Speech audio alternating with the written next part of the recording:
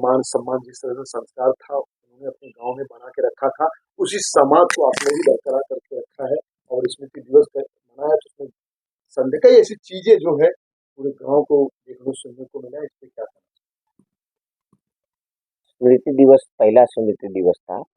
तो गांव से भी कुछ लोग थे, बहुत सारे मुंबई से भी आए हुए लोग थे।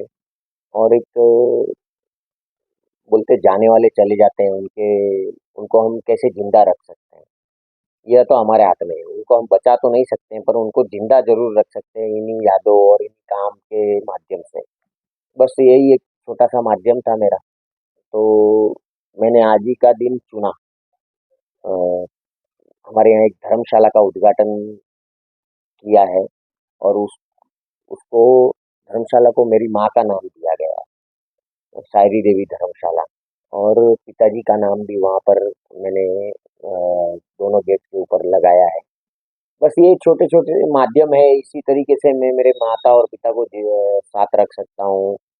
ये यही हमारे जो कर्तव्य है एक पुत्र होने के नाते, कि मनुष्य जन्म अगर लिया है, बोलते बड़े भाग्य मानुष तन पावा, सुर दुर्लभ शब्द ग्रंथ ही गावा। बड़े भाग्य से ये मनुष्य जन्म मिला है।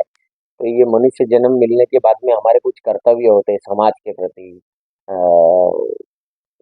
अपने माँ बाप के प्रति, अपने परिवार के प्रति। तो बस उसको पूरा करना है, इसी को जीवन कहते हैं। तो ये जीवन आगे बढ़ाने का काम कर रहा हूँ। कहीं कहीं ये भी देखने सुनने को मिलता है कि जब तक माँ बाप उनकी उम्र जब कम रहती तो वो आपकी सेवा करते हैं क्योंकि आप छोटे रहते हैं, लेकिन जब उनका कद और उम्र जब जैसे बढ़ता है और जो उम्र दरार होती है तो कहीं न कहीं तब जब आप बड़े होते हैं तो उनका ध्यान देना पड़ता है, ऐसी भी बातें आती हैं। लेकिन कुछ ऐसे प्रतिशत हैं जो माता-पिता को कहीं न कहीं नज़रअंदाज कर दिया जाता है, कहीं आश्रम में रख दिया जाता है। ललित जी, तो इस पे भी आपकी किस तरह की विचारधाराएँ हैं? क्या वाक़ई में संस्कार जिस तरह से सेवा करना ये भी एक भगवान का दिया हुआ आशीर्वाद है, कि सभी पुत्र को ये प्राप्त नहीं होता है। वहां भी आपका कर्म नड़ता है। अगर आपके कर्म अच्छे हैं तो ही आपको माँ बाप की सेवा करने का मौका मिलेगा, नहीं तो आप उससे वंचित रह जाओगे। बस यही है कि कर्म प्रधान है ये कलयुग, तो इसमें तो सभी को कर्म से लड़ना है। माता पिता की सेवा करना ये हमारा धर्म है, करना ही चाहिए हर पुत्र को। उस पर आज की जो दिनचर्या है मुंबई जैसे शहर में या बड़े शहरों में, लोग कटते जा रहे हैं। इस वजह से ये वृद्धाश्रम वगैरह का ये चीजें बढ़ गई है। पहले ये सब नहीं था।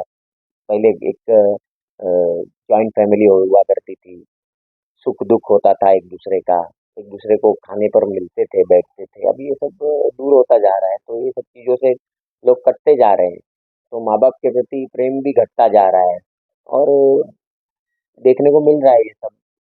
हमारा भी मैंने आपसे कहा ना कि कुछ चीजें ऐसी होती है जो हमारे बस में नहीं होती है, पर अब जब वो साथ में नहीं है तो हम क्या कर सकते हैं, ये तो हमारे बस में है, ये तो हम कर सकते हैं। तो जो हम कर सकते हैं उसका तो हमको पूरा करना ही है, वो हमारा कर्तव्य है, वो हमको पूरा करना है। बस वो पूरा करने की कोशिश कर रहे हैं छोटे छोटे माध्यम से। एक सवाल है कि आपने देखिए, मैं कहना चाहूंगा कि मैंने आपको इस चैनल के माध्यम से अभी थोड़ी देर पहले मैंने ये कि भाई, एक होती है जन्मभूमि और एक होती है कर्मभूमि।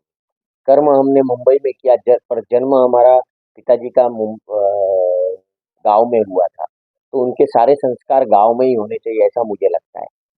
तो वहाँ हम एक पद्धति से उनके सारे संस्कार पूरे कर सकते हैं। इसलिए मैं गाँव हमेशा चुनता हूँ। कोई भी कार्यक्रम मुझे करना होता है तो मैं गाँव की तरफ जाता हूँ, और यहाँ से सारे लोगों को लेके जाता हूँ, ताकि उन लोग भी ये सारी चीजें देखें कि भाई इस तरीके से ये सब होना चाहिए।